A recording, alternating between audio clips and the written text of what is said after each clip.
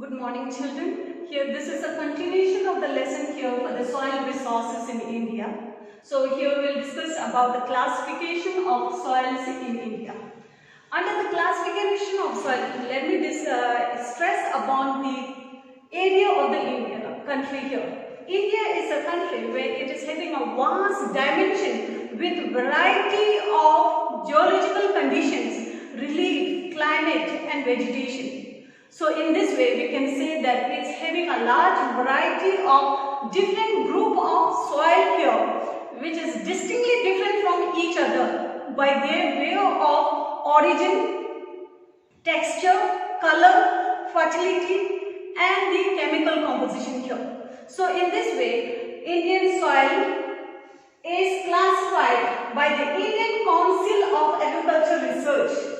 By the Indian Council of Agriculture Research, they have divided the soil here into two main groups first. That is soil in the Peninsular India and soil in the extra Peninsular India, that is northern part of India. Soil in the Peninsular India is mostly, we call it as because of the decomposition of the rocks, that is Situ. Situ means the soil where it is formed, it is formed. It is formed where it is formed. So that means when the decomposition, disintegration takes place here, it is transported, but again redeposited there to a limited extent here. So this is how we call it as, or often referred to as a sedentary soil, because of not much movement there. So in this way, in the peninsular soils in peninsula is a Situ soil here. And again in the soil in the extra peninsula or the northern plain, there we are having a transported soil because of the rivers like Satluj, all the river tributaries of Ganga, Brahmaputra and the Indus. So this is how we are having a alluvium soil, major part of alluvium soil in the northern part of India. But I have not mentioned here because that is not that important according to the board exam here.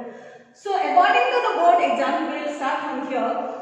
This Indian Council of Agriculture Research, they have set up one council here, committee here, called as All India Soil Survey Committee. All India Soil Survey Committee in 1953. They have classified Indian soil into four major groups. That is alluvial soil, black soil and red soil, laterite soil. Four major groups.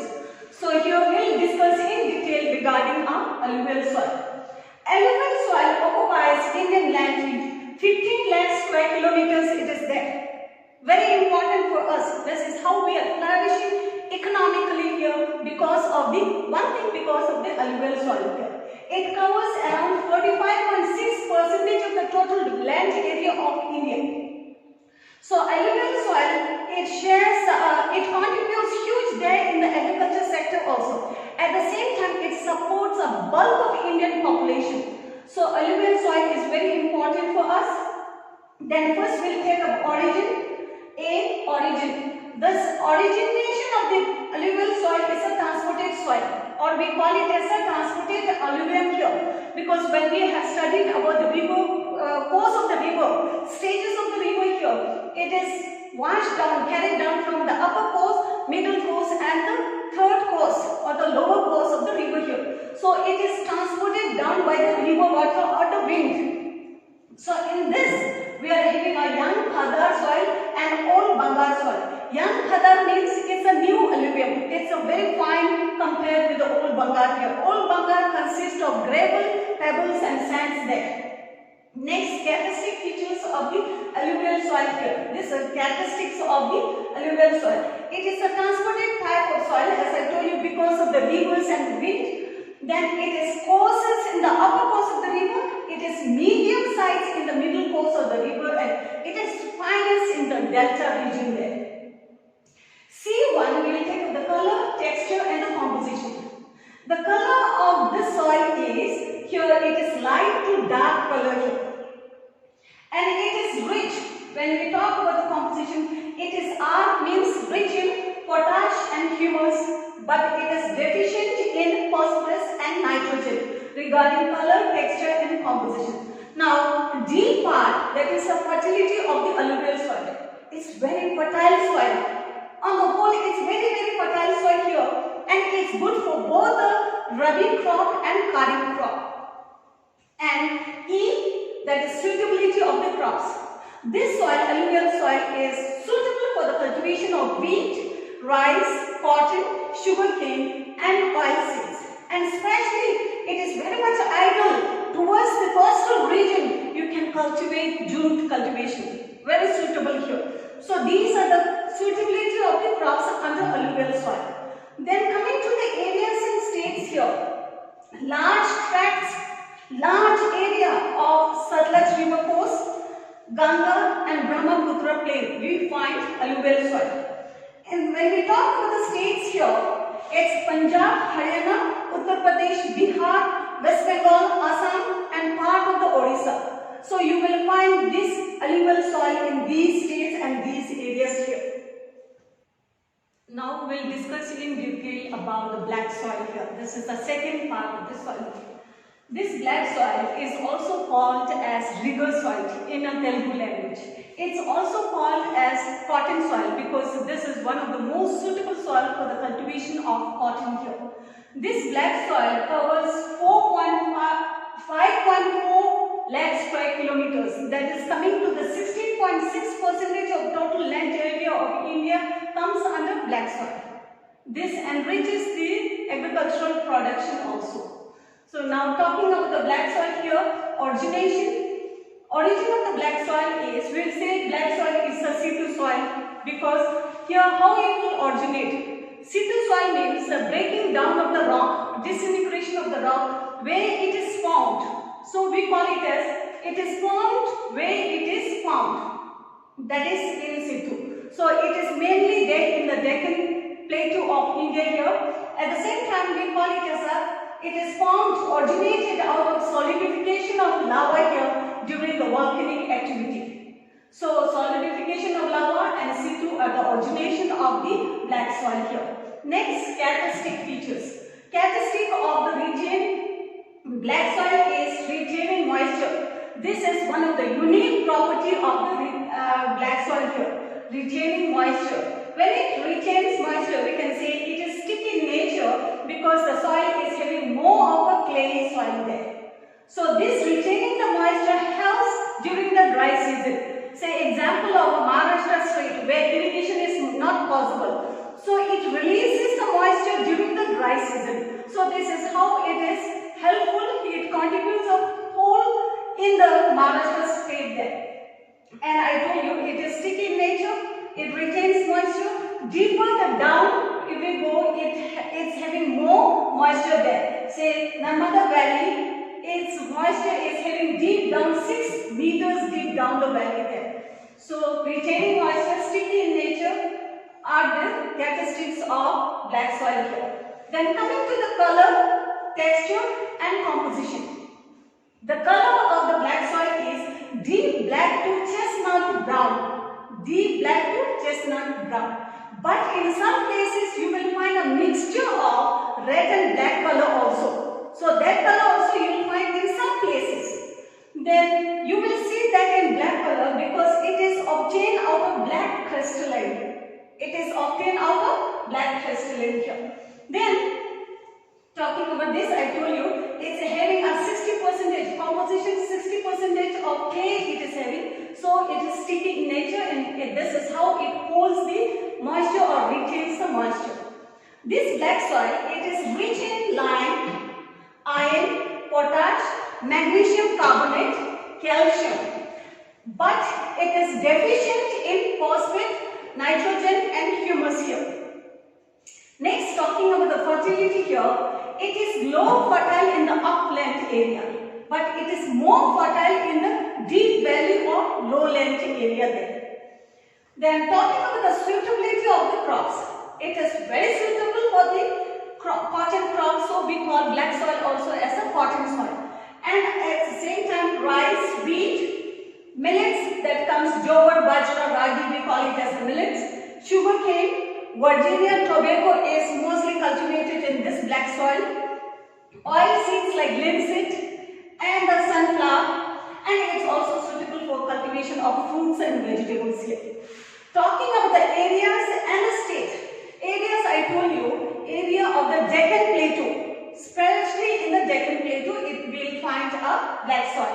Talking about the states, Maharashtra, Gujarat is the two major states. Mostly in the board exam also they will ask, mention the two states where the black soil you will find. So that is Maharashtra and Gujarat. You will also find in the western part of the Madhya Pradesh, Andhra Pradesh, Telangana and the southern part of Tamil Nadu. Mostly in the Deccan Plateau you can say. Area wise Deccan Plateau. So these are about the black soil. So here about a red soil here. In this red soil, origination or the formation of the red soil is formed because of the weathering of the ancient crystalline and the metamorphic rocks. This red soil, it covers 3.5 lakh square kilometers in India. It is coming to about 16.6% of the total land area of India. Then I told you origination because of the weathering of the ancient crystalline and metamorphic rock. Now coming to the second point, that is B, color, texture and the composition here. Color, the red soil is red in color because of the high content of iron. Then second one, the color varies from red to brown and chocolate and yellow in color. So it varies according to the area there. Again, it is porous in nature. It is friable here. Friable means easy to crumble. Then red soil lags in, it is lagging behind in lime, magnesium, phosphate, nitrogen, humus. But red soil is rich in potash, given that we should have a good application of fertilizer and irrigation. Then coming to the next point, suitability of the crops here. With the given proper application of fertilizer and irrigation and manuring here, this red soil is good for the cultivation of wheat, rice, cotton, sugarcane, pulses, millets, tobacco and oilseeds. Then next, area-wise or the state, in the northern part of India we have red soil in Bihar, West Bengal, eastern part of Rajasthan, Assam, Mizoram, Manipur, Nagaland, Meghalaya, Tripura and even Chota Nagpur Plateau. In the southern part of India, you will find red soil in Tamil Nadu, Karnataka, Goa, Andhra Pradesh, Odisha and the southeastern part of Maharashtra. So this is about red soil. So here regarding laterite soil, this is the fourth one here out of 4 major groups. Laterite soil, it is originated. This word laterite is derived from a Latin language. The word laterite means bricks in English. It is formed under a condition of high temperature and heavy rainfall here. You can say alternate period of wet and dry. So it is formed under the huge monsoon condition here. So since it is formed under a huge monsoon condition, leaching takes place here in this laterite soil. So leaching is a process of washing away of the top layer of the soil. That is called as leaching. This laterite soil covers 2.4 lakh square kilometers of India's area here.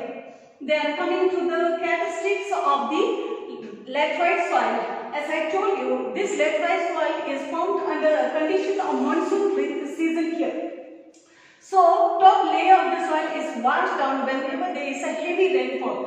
As I said, heavy rainfall and high temperature, leaching takes place here. The process of washing away the top layer of soil is called as leaching. So leaching is one of the characteristics of the laterite soil. At the same time, one of the unique property of the laterite soil is it's very much valuable for building material here.